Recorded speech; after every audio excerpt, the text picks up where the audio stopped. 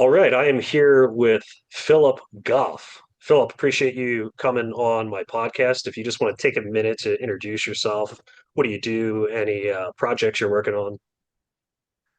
Thanks, Eric. Thanks for having me on. I'm looking forward to this conversation.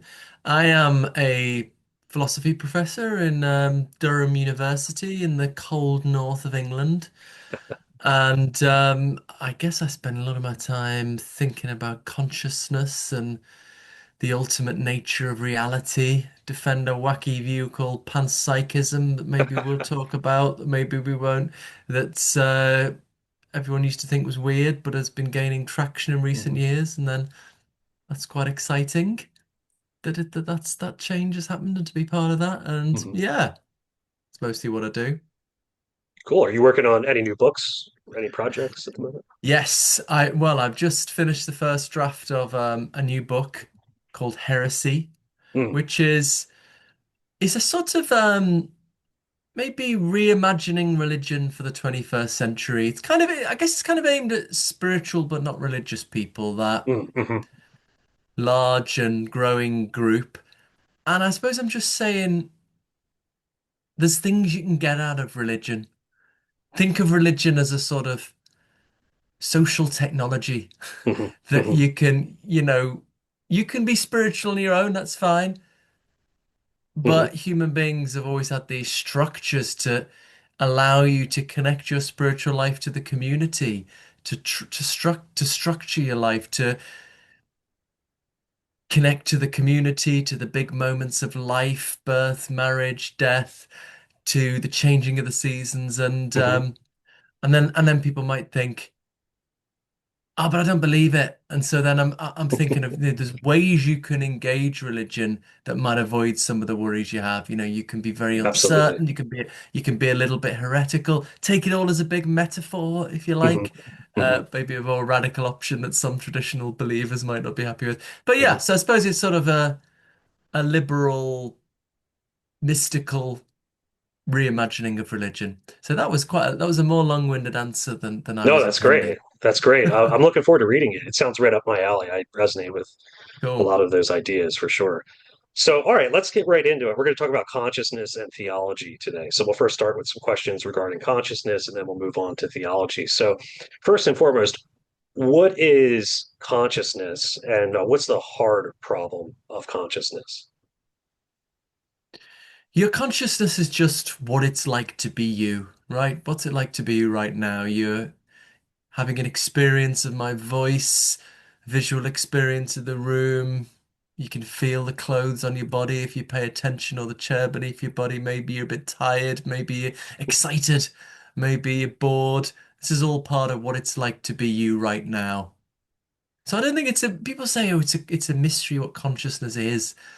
I don't think that's right. I don't think nothing is more evident and obvious than the reality of one's own conscious experiences. The mystery is how does it fit into the story of reality more generally? How does it fit in with our scientific story of the brain, for example? The hard problem, I don't like to use that term anymore, even though David Chalmers was Yeah. who came up with it was a huge Hmm. mentor for me and is a good friend. But I suppose it's supposed to be, or at least it brings to mind, right? How do physical processes in the brain produce feelings and Yeah. experiences? That's the Subjective hard experience. problem. Hmm. And I don't think we've ever found an answer to that. But also, I don't think it's the only way of approaching the problem. That's why I don't like to use the word. Hmm. I don't think the hard problem is solvable, but Hmm. I think there are different ways of approaching consciousness that work a bit better. Certainly. Yeah. I mean, it seems conceivable that, I could exist in the absence of subjective experience, right? So why are physical processes accompanied by subjective experience at all? Why not just like Yeah. this complex machine like my watch right here doesn't know that it's 310, or my phone, it doesn't know that it's an iPhone. Why aren't we just like that? That seems like it could be at least conceivable that we would function in Yeah. the absence of experience. Yeah. Yeah, that's a good way of setting it up. Yeah, the whole story of neuroscience. It's not just that we don't have the final story. The Yeah. whole story story of the brain, our scientific understanding of it in terms of electrochemical signaling, patterns of neural firings, Mhm. all of that on the face of it could go on in the complete absence of Absolutely. this inner world of Hmm. colors and sounds and smells Yeah. and tastes. So, I mean, what everyone agrees on is there are correlations. Yeah. Certain kinds of Hmm. brain activity go along with certain kinds of experience.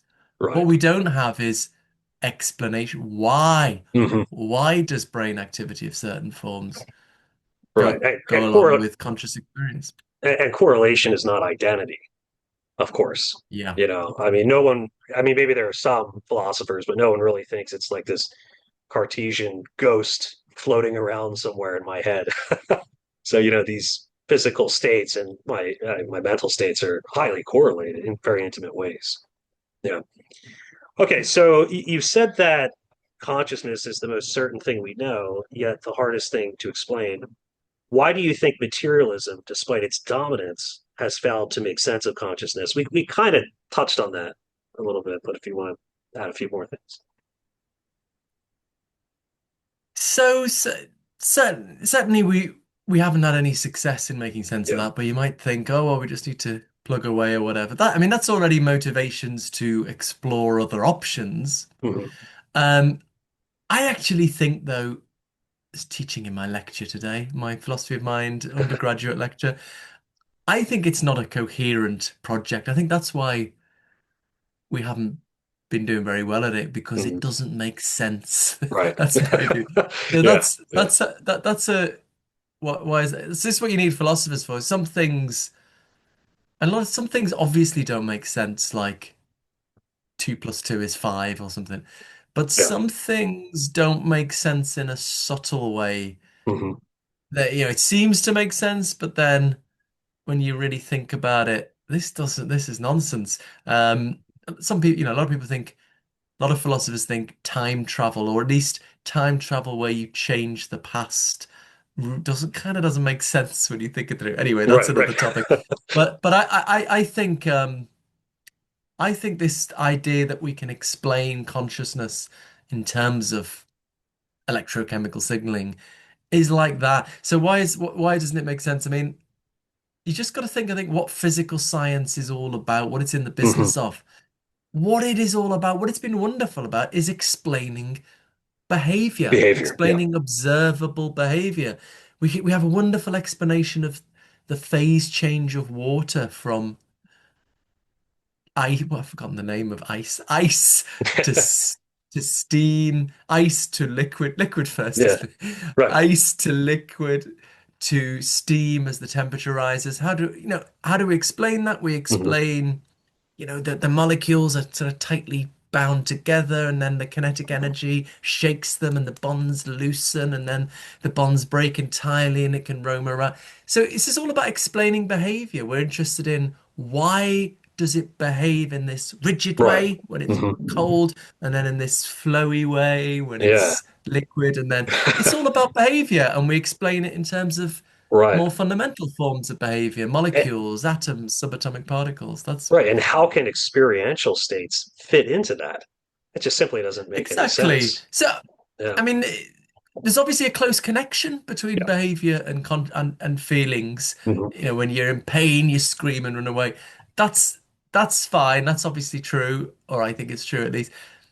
But I think when I ask the question, why is my wife feeling pain? Yeah. I am not. This is the careful point that I'd invite viewers to listen to.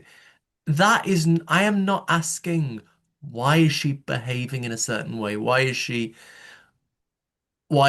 are the parts of her brain behaving in a certain way? Yeah. That's not what I'm asking. I'm Hmm. asking why does she feel a certain way? So it's a different question. So that's not what physical science is set up to answer. Exactly. Physical science is just about behavior. That's what it's always been about. That's what it. So Yeah. I think, for just finally, an analogy I like to give is like someone saying, telescopes are brilliant at looking at the stars.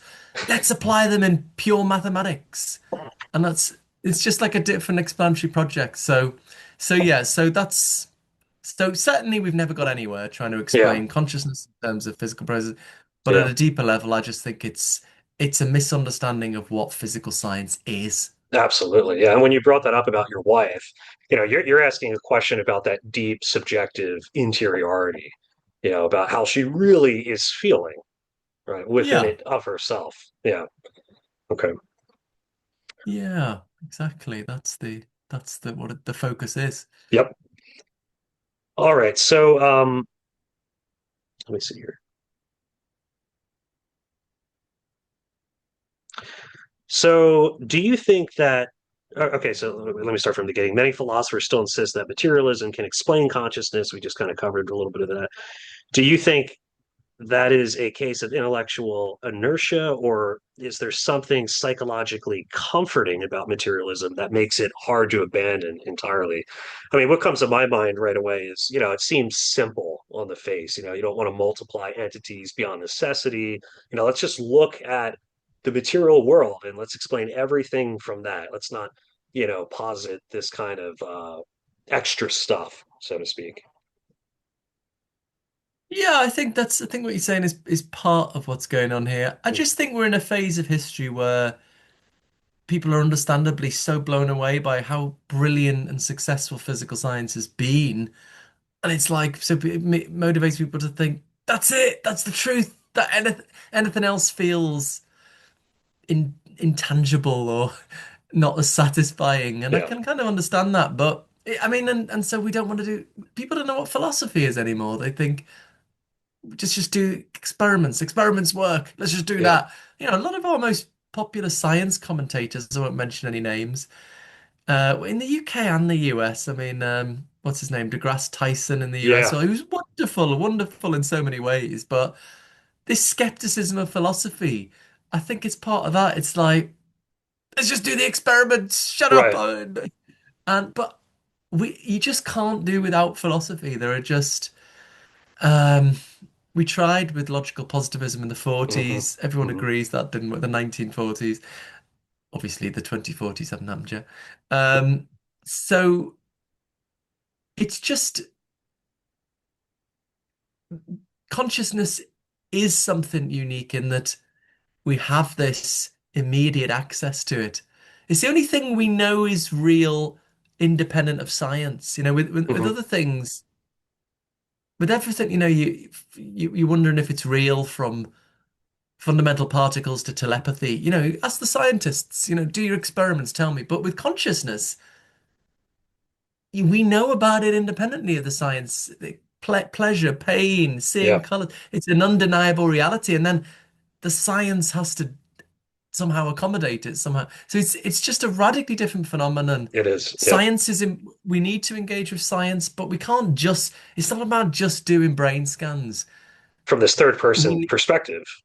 Right. Mm. It's You it's know, about taking what we know from the brain scans, what we know from the inside, and trying to think of the simplest coherent way these can be brought together in a single coherent story of what the heck is going on. And you said simplicity there. Yeah, the physicalist view, the standard view is quite simple, mhm. but I think there are other simple options as well. But Right.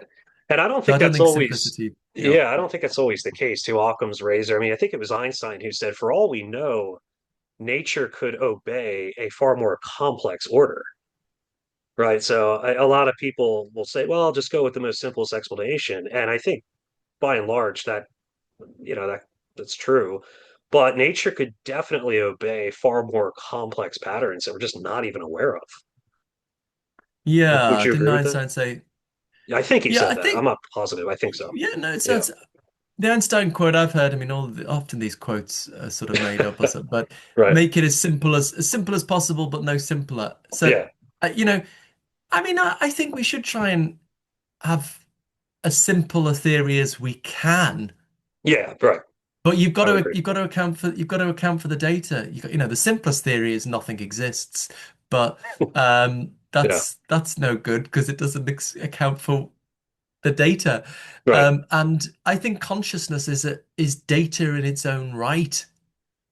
And so I think we just think all data comes from observation experiments. That's crucial, but there's this other. point pit of data that consciousness as we know it from the inside, as we're immediately in touch with it. So yeah, we want a Yeah. simpler theory as possible, but we want to account for the data, we want to account for the reality of consciousness. And Hmm. I just don't think physicalism can do that because it tries to Yeah. say, well, physical science will do it, but physical science, it's not in the business of doing this. It's in the business of Yeah. explaining behavior. Absolutely. Yeah. And like you said, I think that's a good point to illuminate. This is such a radically different kind of thing. I mean, think of physics, charge, spin, mass, location, energy. How can a single thought emerge from that kind of paradigm? It just seems so radically different, you know? Yeah, I think so. I think so. That's certainly have that intuition. I think there's Mhm. ways we can channel that Yeah. intuition into a sort of more precise form of arguments, like the behavior thing I was just talking about. There are other ways as Yeah. well, but yeah, Yeah. that's it. That's what seems right to me anyway. Yeah, and real quick, I think a good way to think about science is I usually think of first philosophy is about principles, first principles and causes of things, further from the senses. And then second philosophy is just what we call empirical science today. So that's kind of the way I try to look at science. We need both to foster a more comprehensive empirical and metaphysical picture of reality. That's a good way to think of it. Yeah, I think there's something to that. So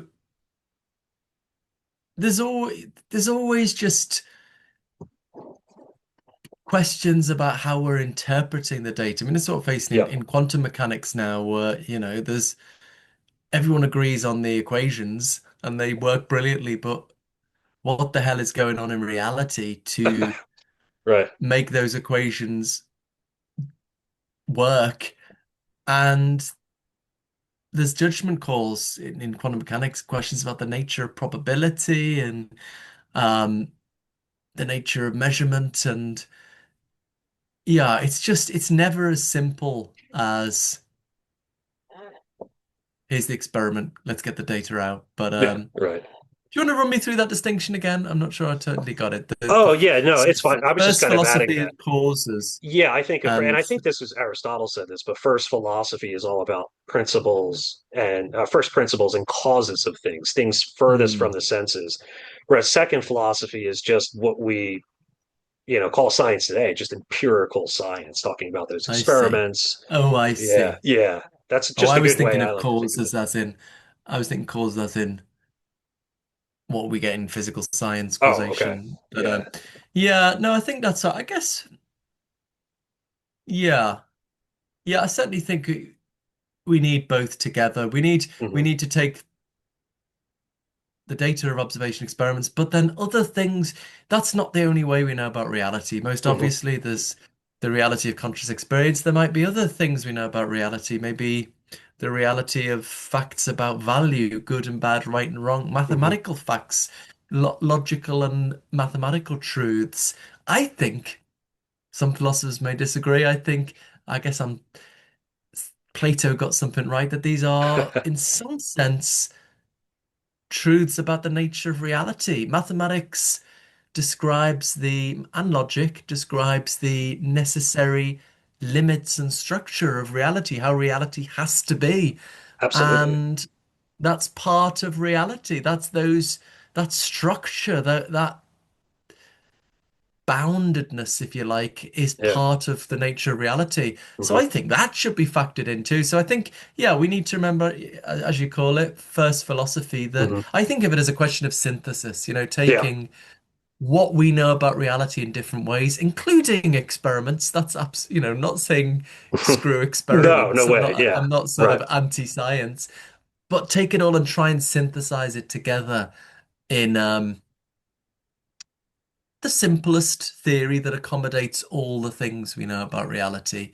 Hmm. Um, and that's how we should see consciousness as well. So people say, when I say the panpsychist view I defend, people say, how'd you test it? Right. And Yeah, but it's a it's the little. same. I mean, how do you Yeah. test physicalism? How do you test any theory of consciousness? The scientific data is not the full story because there's also what we know from the inside Right. and then there's just the task of putting it together in the simplest Yeah. way possible. And Right. that is not an experimental task. That's not a question you can settle with an experiment. The experiments just leave open all All options options. Yeah. It, of how it's you bring things together. yeah, it's a strange thing to say. I hear this too. Well, can you test that? Can you go into a lab and test that? It's just, I mean, once I don't know if you've ever read what's it called? Why Science Needs Metaphysics by Roger Trigg. That's a really I good don't think book. I have, Yeah, no. he's a Okay. philosopher of science. But, once you start talking about what exists, once you step outside of that methodology, methodological naturalism or whatever, you're no longer doing science, you're doing philosophy. So I think that's an error that we see a lot of scientists today make, even really highly trained ones. That's why it's just so important to have a little understanding of Yeah. philosophy. It can really help. Although there are very good ones as well. I mean, I love Sean Carroll is someone who I Yeah, disagree with on yeah, absolutely everything, but he gets philosophy. See, and he does. his recent podcast on fine tuning, he was slagging me off. And is that an American expression, slagging someone off? I don't think so, but I like it. We I might start using saying it. say Yeah, saying bad things about them, but I'm being jokey. He was yeah, yeah, yeah, respectfully disagreeing with me, yeah. but I can see it. See how his mind. He understands. You've got to engage with the philosophy or You have Anil to. Seth, the neuroscientist. So who I disagree with on so much, but it's yeah, as opposed to this sort of philosophy skepticism that is just. And then it always ends up just doing bad philosophy. Yeah, Stephen yeah. Hawking, one of his books famously started off, philosophy is dead. And Hmm. then it went on to do some very bad philosophy for much of the rest of the book. Right, right. So either we do it properly or we do it badly. We can't get around it. Yeah, I mean, I think it was Richard Dawkins, I'm pretty sure, who said he may have not said it in this exact way, but he said, evolution answers the question of existence, something akin to that. I mean, he's not very philosophically trained. That's just for those of us who are, that's just a glaring category error because, the Oh, question yeah. of existence has nothing to do with the physical arrangement of the natural world, right? But it has to do with Hmm. why any arrangement or why anything at all exists. But I just see these kinds of mistakes all Yeah. the time, and they're It's just very depressing. it is depressing. He It he's is. sort of in a way Richard Dawkins is the sort of our most famous philosopher and but he's like totally Yeah. unphilosophically trained and Right. Right. Right. a great populist of science, and he's talking about evolution stuff is Yeah. wonderful. Great But writer then too. is Yeah. I mean, as I'm sure you know, Eric, in terms of his philosophy of religion, his stuff on, atheist philosophers hate him as much as believers Yeah. because he Absolutely. doesn't know what he's. And we're trying to get our students to understand these Yeah. arguments. Yeah. Anyway, I mean, the God delusion uh, was. I used to love Richard Dawkins when I first got into philosophy and science oh yeah, when I was, I don't know, 18 or 19. And I thought he was, Sam Harris. I just thought they knew they were it. And then I started discovering guys like Edward Fazer, David Bentley Hart, Alvin Plantinga, and I said, "Whoa, wait a minute! These guys don't know what they're talking about when it comes to philosophy of religion." But all right, let's move on here. So, absolutely.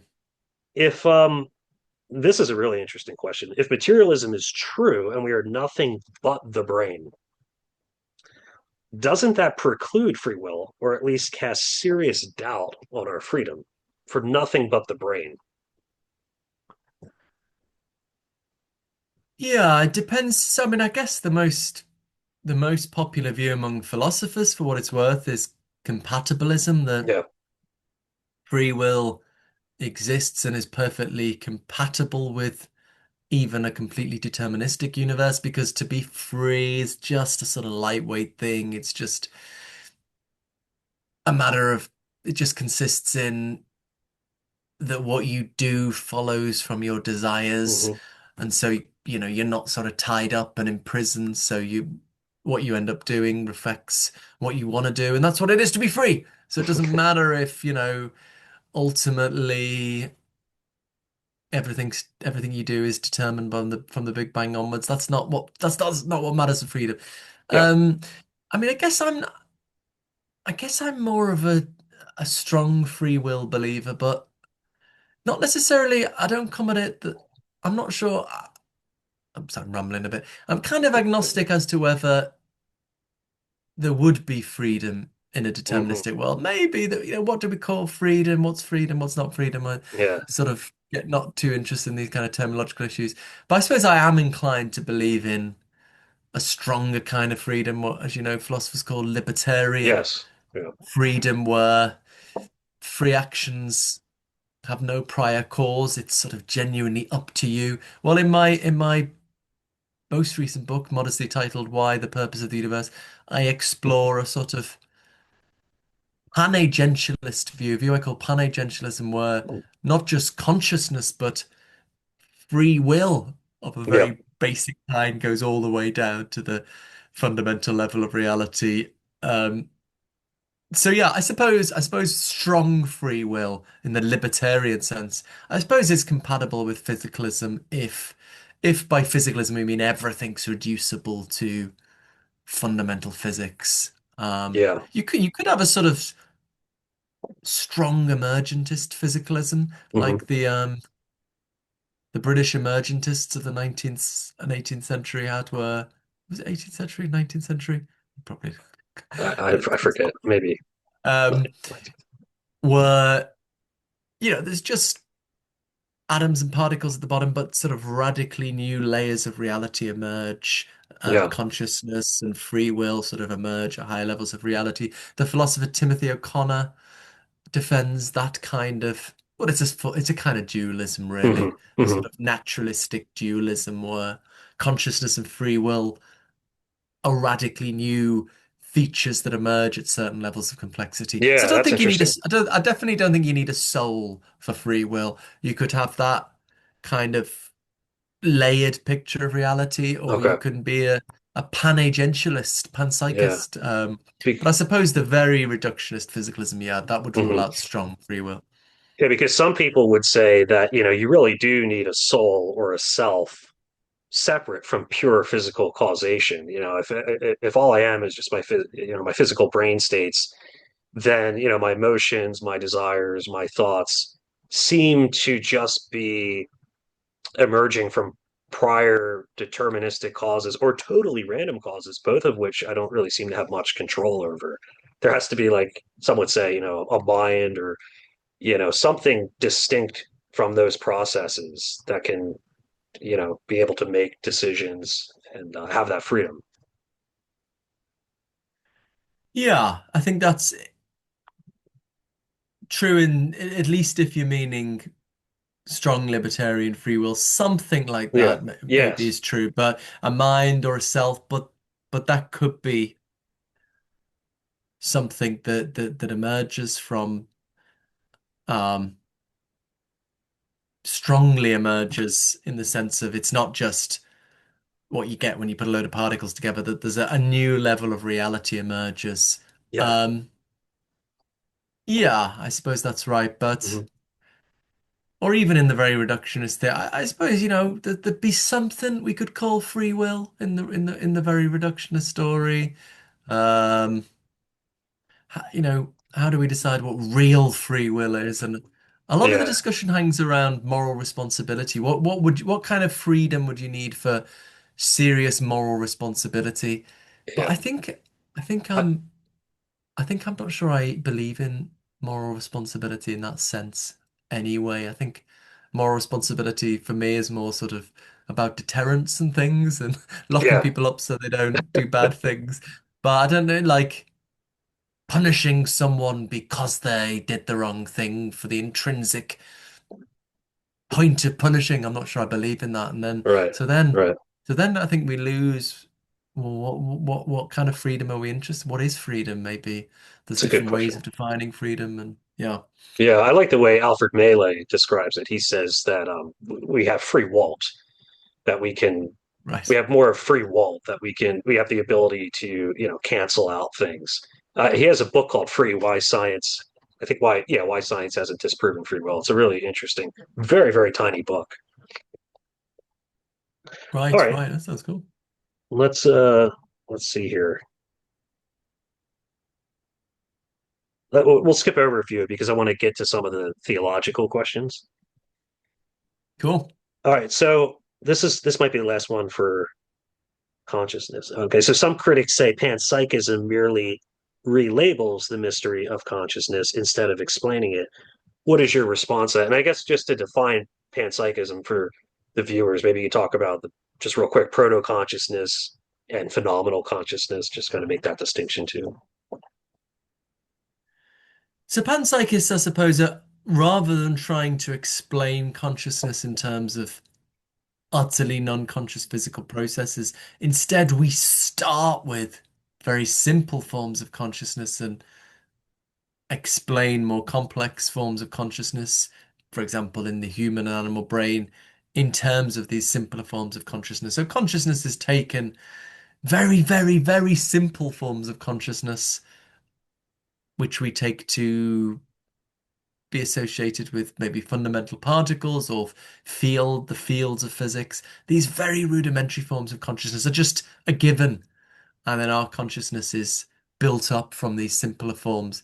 And it's a very ambitious project. It's not just our consciousness we're trying to explain, but actually the whole of physical reality. This is a very ambitious program that we can explain all of physical reality in terms of very simple forms of consciousness. Hmm. We talked about simplicity earlier. Yes, physicalism is a simple view, but I think panpsychism is as well because we can cash out reality in just one kind of thing or one kind of property, consciousness. Hmm. Um, Relabeling stuff. Yeah, maybe it depends which version of this we're thinking. The physicist Sabine Hossenfelder in interactions with me before she blocked me on Twitter. She used to sort of say this kind of thing. Either you're either you panpsychists are adding something to physics, like you're saying particles have mass, spin, and charge, and then some extra spooky Yeah, property consciousness. And right. then she'd say, well, that wouldn't mess around with the experiments and it would show up in the experiments. I think she's right if that's what we were doing. Hmm. Or she said, oh, you're just talking about what physical science talks about mass spin charge and you're relabeling it consciousness. Um, but no, I think there's a third option here, which is that the consciousness we're talking about is beneath physical science. Yeah. So because physics is just mathematical structure, right? When we're talking of mass, spin, and charge, what we are ultimately doing, I think people have a sense that it's physics is more substantial than it is. Physics is ultimately just kind of equations, patterns, structures. This is why some people like Nick Bostrom have entertained the simulation hypothesis that Yes. we're living in a computer simulation. How could we be living in a computer simulation when there's like stars and planets and stuff? Well, because physics, ultimate physics, fundamental physics is just mathematical structure. You could, in principle, translate the mathematics of physics into ones and zeros. Get a Yeah. complicated computer program and run it on a if you've got a complicated enough computer, you could run it on a computer. So it's just ones and zeros in a sense. It's just mathematical structures. So the panpsychist says, well, we've got another kind of hardware that you can run that software on. If we have these simple forms of consciousness through their interactions, make the right patterns, make the right structures, you'll get physics out of that. So it's not just redefining stuff, it's telling a deeper story beneath physics, underlying physics and all the rest of reality. Hmm. Um, yeah, maybe that's what we're getting at. I mean, Daniel Dennett, the Yeah. late great Daniel Dennett used to say something. What was his thing? He used to have this what was his caricature of panpsychism? I can't remember I now. don't I never know. really understood his argument against panpsychism. He had some way of some way of ridiculing it, caricaturing it. I just never understood what he was from. Spent a week on a boat with Daniel Dennett once, and yeah, Did I you? still don't understand. That's funny. I mean, that's really cool too. Yeah, no, Still don't get I it. like what you said there, like, that there's a fundamental consciousness. I think you said behind physics. Is that how you framed it?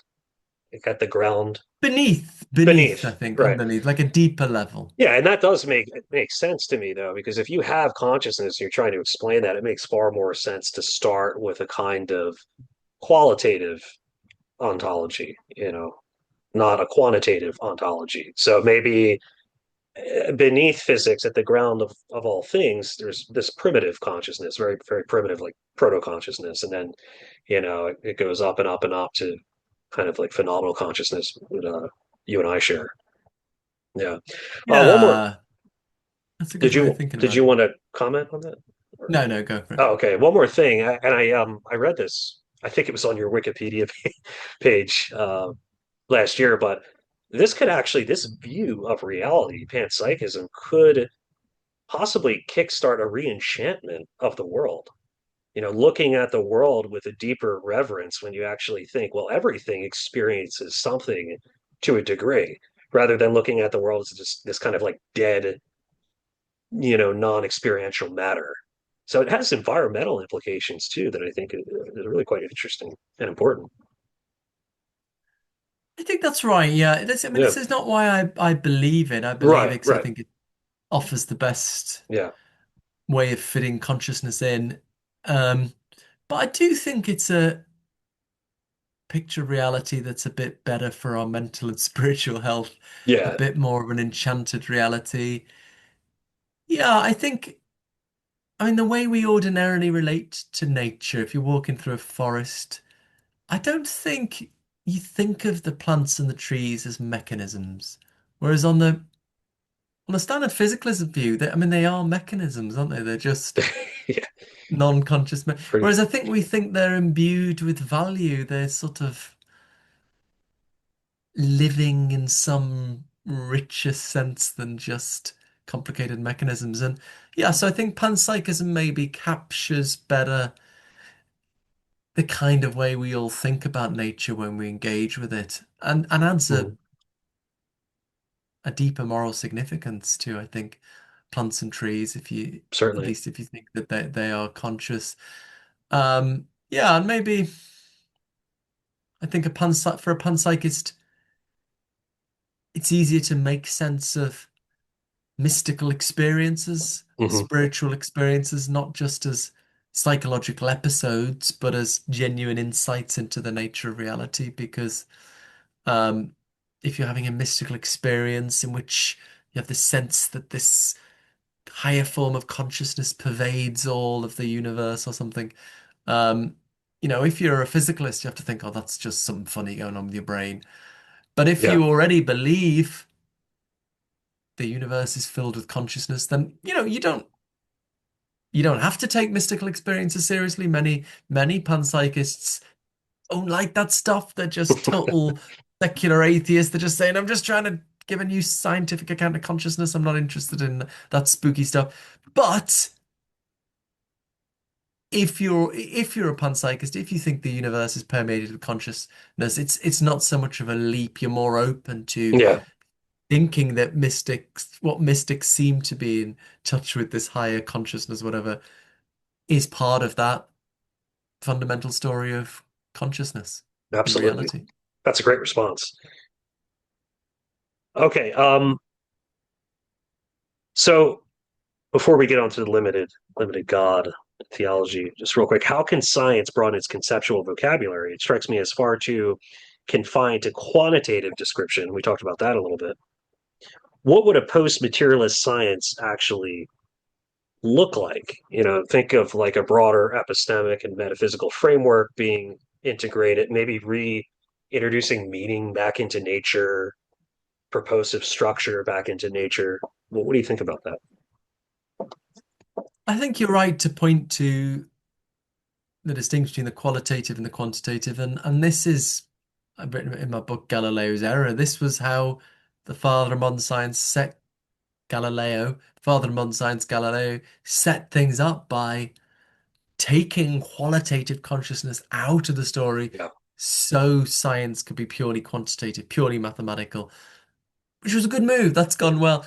I don't, maybe I wouldn't necessarily think of it how as reimagining science as such, but of just keeping science as it is, Hmm. but incorporating it in a bigger project, something we might call, I don't know, philosophy, where we just say, we claim that as the mother of the sciences. Whereas, Yeah.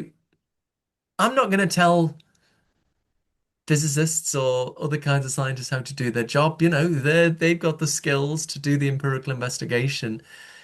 But then there's a question of how does it all fit together? Hmm. How does this fit? I mean, what are our fundamental sources of data? Um, you could have a radically reductionist philosophy where, yeah, it's just what natural science delivers. But then you could have a broader view where there's the reality of consciousness, the reality of mathematical truth, the reality of free will, I don't know, whatever. We have to have a fight over that, but then we have to sort of bring it together.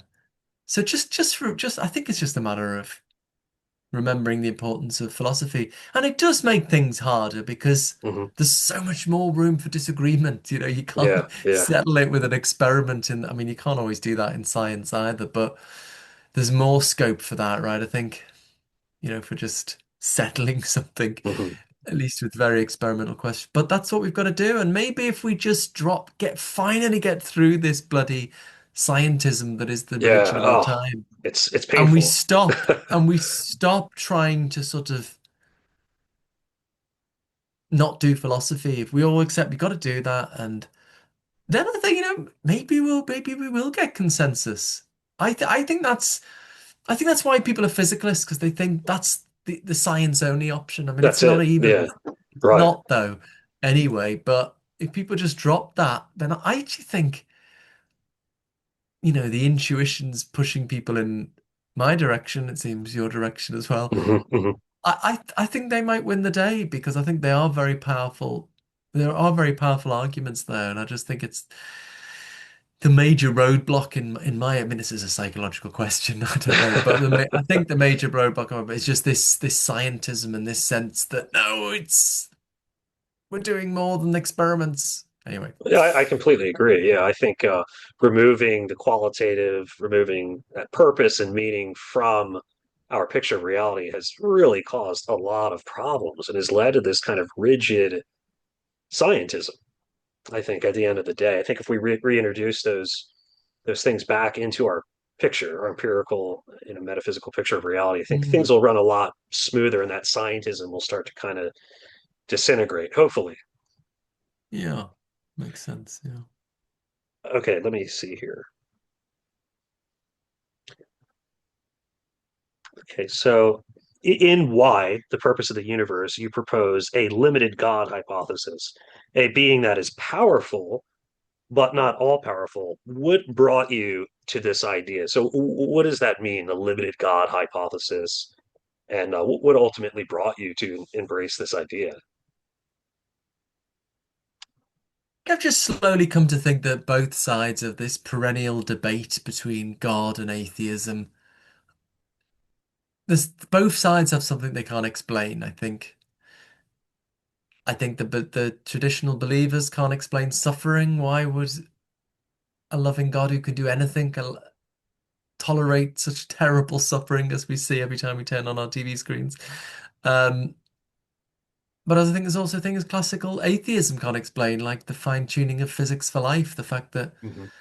so many numbers in our physics, at least on our current hypotheses, our current best theories, are against incredible odds exactly as they need to be. Not exactly, but in the very narrow range required for life. Hmm. Um, this needs explaining. And so in the Y book, I suppose I'm exploring middle way options that can explain both. And I think a really nice one that I think the evidence is pointing towards is a good God that's just not all powerful. So we can explain the fine tuning in terms of God's good purposes, wanting life to emerge, and we can explain the suffering in terms of God's limitations. God can't just create Adam by blowing into the dust. God can't just create a universe, a complex intelligent life by snapping their fingers. because God's non-binary, so we use the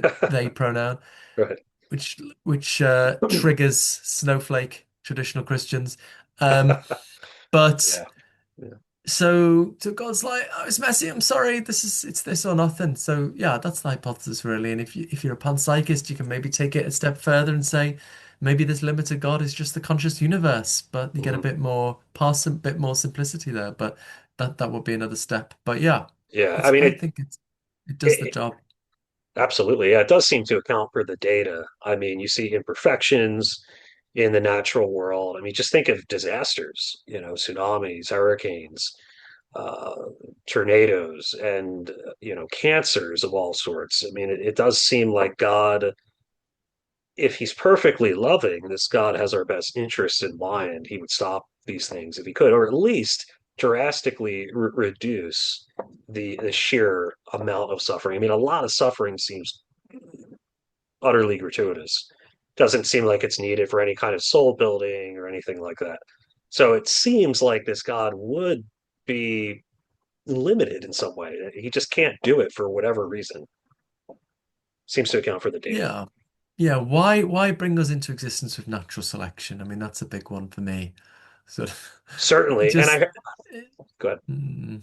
it just doesn't seem like I don't know, it doesn't seem plausible that an all-powerful loving being would choose that method.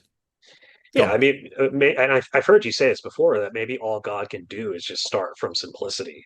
And it Hmm. sucks that Yeah, it's this way. It's really painful, but this is the only way I can bring about life. And life is intrinsically better than non-life. I kind of think of it as, parents having a child. They know the child is going to do bad things and good things, but they wouldn't not create just by knowing that the child will do bad things, right? They're still yeah. going to create because life is intrinsically better than non-life. But yeah, no, the natural selection is a big one. And I heard Alex O'Connor say this before that, even just think of when a lion sinks his jaws into the neck of a zebra, right? Why isn't there some kind of special serum that completely numbs the zebra? It just seems rife with so much gratuitous suffering. It just, the limited God makes a Yeah. lot of sense to me, in short. Yeah, Alex and I see eye to eye on this. I was on his channel last week actually, Oh, and really? Okay. yeah, I think we see eye to eye on this. And I don't know, I thought we disagreed on the fine tuning. We weren't fighting as much on that on our last discussion. So I don't know. Maybe he's Yeah. coming around to that as well. Who knows? Mhm. Okay. So, Philip, do you think on the limited God hypothesis that God loves us? Does he care about his creation? I think so. Yeah, I think so. I explore a few middle ground options in the Why book. Um, if you want to think about a bad god or a kind of good, kind of bad god, but I think these all end up being quite complex. What I like about the God of limited powers hypothesis, I think you can very simply state it just perfectly good God with certain precise limitations. I think you can state the limitations quite precisely, and Mhm. and yeah, and I suppose more recently I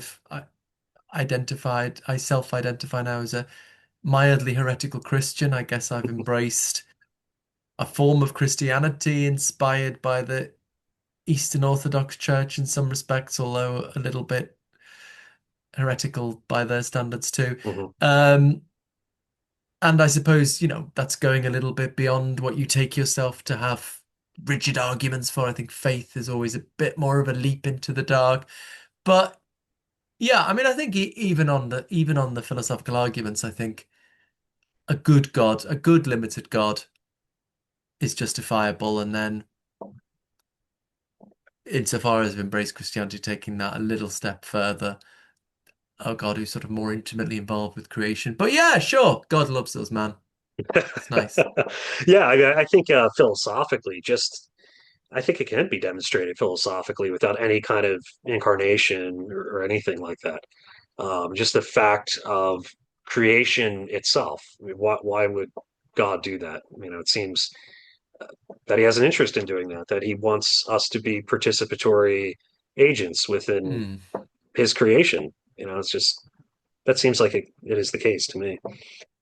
Okay, maybe we have time for two more. Sound good? Let's go for it. We started 5 minutes late, didn't we? So should we go for another 5 or 10 minutes? Yeah, sure. That's fine with me.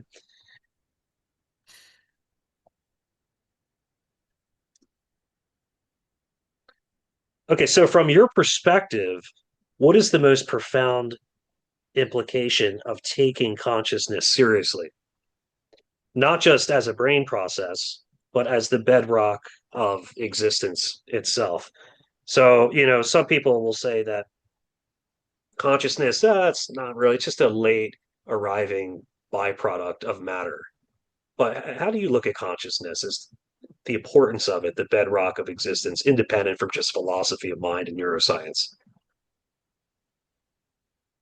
Yeah, there are head and heart things here. On the one hand, it's a scientific philosophical puzzle how this thing we know with such certainty exists, how it could possibly fit into our scientific story of reality. But also I think it's not just an abstract intellectual puzzle. Consciousness is arguably the source of everything that matters, from pleasure, pain, conscious understanding, sublime experiences of beauty, the beauty of nature. What would reality be without consciousness? So I think, in a way, when we're making sense of consciousness, we're making sense of what is of ultimate importance. And if we've got a universe full of consciousness, which I think is justified by argument, not just because it'd be nice, but it would be bloody nice because you've got the thing that gives life meaning permeating all of reality. Mhm, So it is pretty wonderful as well, rather than just sort of an empty, cold, dead, mechanistic universe. mhm. Yeah, the universe is more like well, Whitehead, who I think you said you liked, and the universe is more like an organism than a clock. I Yeah, think that's no, that's a good way yeah, to put it. Yeah. Yeah, I mean, it is perhaps the nice. most important question of all. I mean, everything comes to us through consciousness, its rational structure. It's preoccupied with the true, the good, the beautiful. It really is everything at the end of the day. So it's perhaps the most important question. Okay, so I think we can wrap it up here with this final question. So, on a personal note, Philip, if consciousness is fundamental and death is not annihilation, what do you think happens after we die? So, do you think we're disembodied souls? Does our subjective experience remain? Or are we in some kind of soul sleep until the resurrection? Or is it just akin to a dreamless sleep? There's just nothing. I take seriously three possibilities really that I think so much in life is uncertain. I take seriously. So I guess if you're a complete atheist, then probably death is the end. If you're if you believe in an all-powerful God, then maybe life after death is a high probability that because God is loving and would want that. So I'm limited God. So the question for me is, I think God would want to preserve our consciousness after death, but I don't know if God is able to do that. So, Mhm. but you hold up, so it becomes something in the ballpark of a reasonable hope rather Yeah. than something we can demonstrate. But then, yeah, I have embraced this form of Christianity that inspired by the mysticism of the Eastern Church, where the core of it is nothing is less focused on sin and punishment. God is not interested in Mhm. finding someone to punish for our sins. God's fundamental drive is to become one with humanity, become unified with the entire physical universe. Um, I think this is a form of Christianity that fits well with panpsychism, makes sense of mystical experiences that I take very seriously. I actually think it fits with a God of limited powers. Um, so yeah, so I think in my interpretation of Christianity, God's on the way to making a perfect universe. Mhm. But unfortunately, God can only do that in two stages. So in the first stage, God makes a sort of okay universe, as you say, from simplicity. Yes. Yeah. And then when it's evolved enough, God starts to become more intimately involved with it, enter into unity with it. The Jesus stuff is a crucial part of that, the crucial part of that. And it's all going to be brilliant in the end when God and the creation are sort of perfectly unified. So I do think things like fine-tuning give us reason to Hmm. think there is a purpose to existence. And this sort of more mystical interpretation of Christianity, although, it's still pretty orthodox, it's not sort of some wild new age thing. I think is looks a plausible story of what the purpose of existence might be. And it's one that involves life after death, that Yeah. God found a way of preserving our consciousness after death by becoming more intimately involved with humanity and physical creation and bringing God and creation together in such a way as to enable us to have a God involving form of existence after death. So it's all very uncertain, but I think when you're thinking about religion, you shouldn't think, is it definitely true? You should think, is it a credible possibility? Right. A possibility. Yeah. Faith is about trust, hope, commitment. It's about a decision to live something out, and it can bring you community, structure, um, spiritual practice, and that form of Christianity is credible enough to me to be worth taking the leap of faith. And yeah, it involves life after death. So I suppose Hmm. in the way I orientate myself in my faith life, I do kind of live in hope of that and think it's a reasonable hope. It's not certain, but it's a reasonable hope. Yeah, that's really well put. And just real fast, do you think though that the mind can actually exist independent of the body, or do you think it's more of a psychosomatic unity whereby the mind and body have to be together in order to produce this conscious agent? Yeah, that's a good question, isn't it? That I don't know.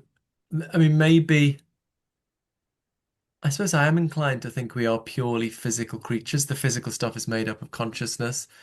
Um, One possibility, maybe, St. Paul talks about um,